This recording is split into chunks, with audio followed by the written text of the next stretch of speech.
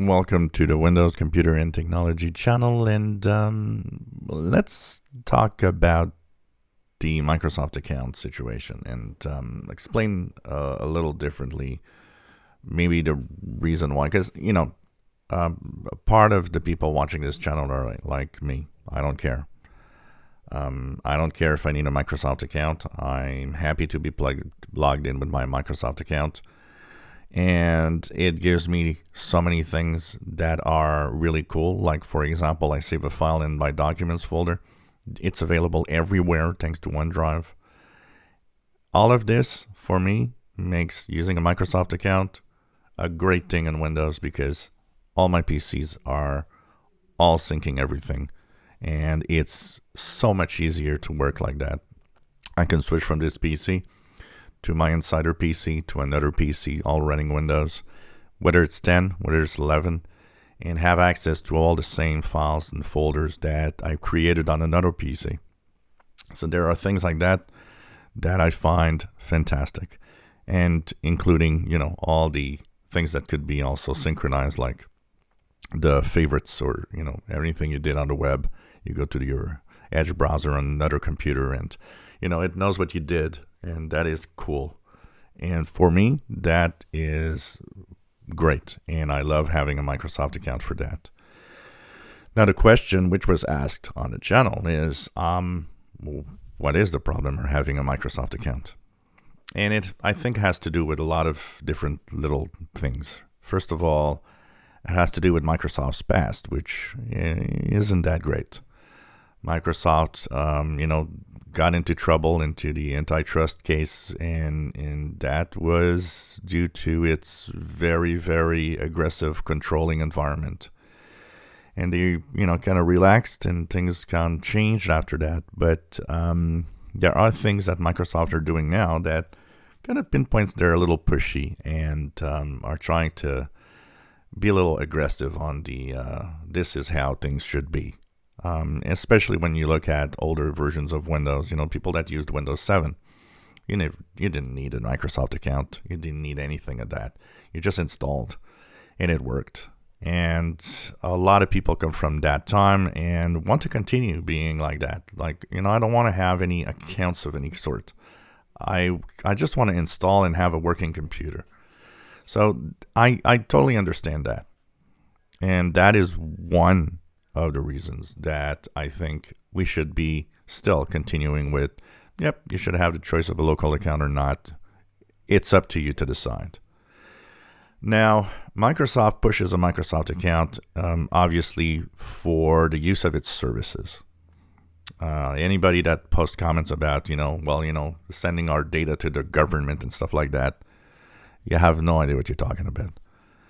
The main focus of Microsoft is to have as much of us using their own services, because that means, of course, more revenue. Microsoft is not snooping on you. It doesn't care about anything you do.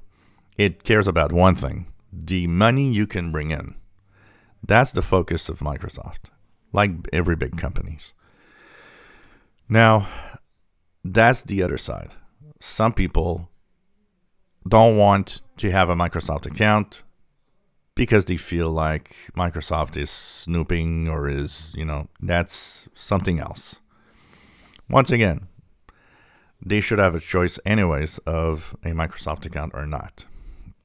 Like I said, I'm in the I don't care category because all the advantages that I have outweigh anything else. And, the other thing that I often think about when people say, well, they might be snooping on us is, yeah, so what's your life so special that snooping on you is a problem?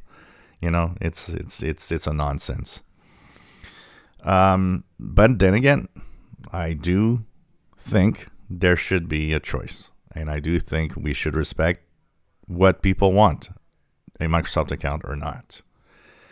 And that all has to do with, the way we think, the way we are, the way some people are afraid of certain things. The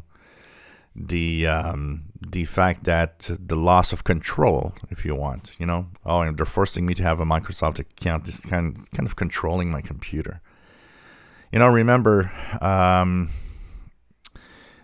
the operating system is not yours. It never was. Windows never was yours. Not even old versions of Windows. Windows, when you are using it, you are, of course, using a license. Microsoft simply lets you use it. And, of course, it's not yours. It's a permission that you have. If you buy it, you didn't buy Windows. You bought the permission to use Windows. There is a big difference between I don't own my PC and I don't own Windows. A lot of people post it as a comment, well, so my PC isn't mine. Well, the PC, physically, the hardware, once you purchased it, it's yours. It's yours. You purchased a computer. But the operating system is not yours.